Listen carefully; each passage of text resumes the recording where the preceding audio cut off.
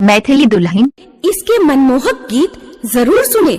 यदि अच्छा लगा तो चैनल सब्सक्राइब जरूर करें।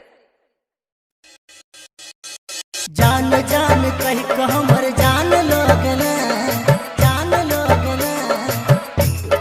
अचरा में माई को करान लोगन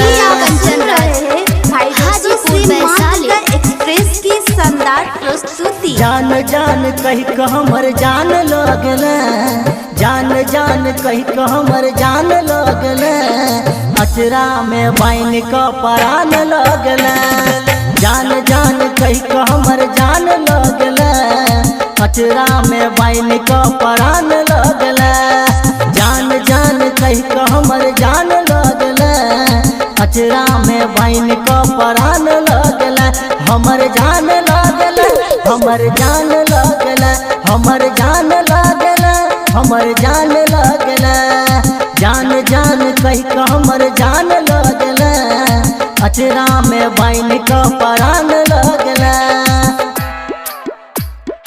अचरा में बाइन को परान लोगन mix by love star Kanchan Raj. जान जान कही हमर जान लोगन हमर जान लोगन हमर जान चौसीमा वैशाली। अचरा में बाइन को परान लोगन presented by माँ दुर्गा एक्सप्रेस।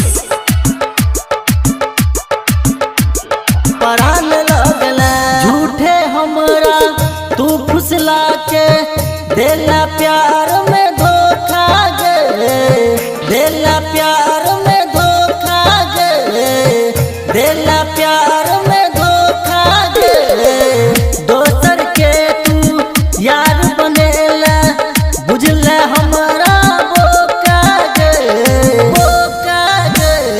तू तो हमर जिंदगी सुनसान क गेला तू तो हमर जिंदगी सुनसान क गेला अचरा में बाइन को परान लगला जान जान कही हमर जान लगला अचरा में बाइन को परान लगला परान लगला अचरा में बाइन को परान लगला mix by love star Amarraj चिंचिन। हमर जान लगला हमर जान चौसीमा वैशाली।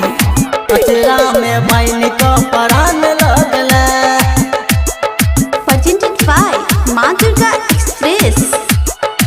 अचरा में बाइन को परान लगला वादा कैला तू हमरा से बनला प्रीत के डोरी गे बनला प्रीत के डोरी गे बनला प्रीत के डोरी गे संगे जी अब मोरब कही के छोड़ले हमरा गोरी गे